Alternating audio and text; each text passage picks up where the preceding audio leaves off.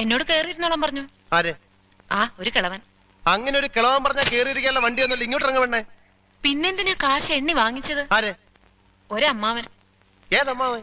എനിക്കൊന്നും അറിഞ്ഞൂടാ, പോയി ചോയ്ക്ക്, അയാളാ ഷാപ്പിലുണ്ട്. ദേ വരുന്നു, അങ്ങോട്ട് ചോദിച്ചോളൂ എന്താ ചോദിക്കണമെന്ന് വെച്ചാ. അമ്മാവാ, ഇയാൾ എന്തൊക്കെയോ പറയുന്നു. മര്യാദയ്ക്ക് സംസാരിച്ച് ചവിട്ടേണ്ട. ഇയാളാണോ ഈ പെണ്ണിന്റെ കാശ് വാങ്ങിച്ചത്?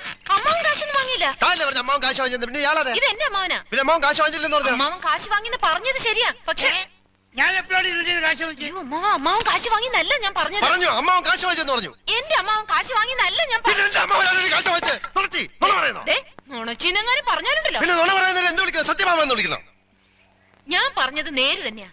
ഇത് എന്റെ അമ്മാവനാ. പണം വാങ്ങിയത് വേറൊരു അമ്മാവനാ. അയാൾ അയാളുടെ വണ്ടിയാന്ന് പറഞ്ഞിട്ടാ ഞാൻ കേറിയിരുന്നത്. അതൊക്കെ പോട്ടെ,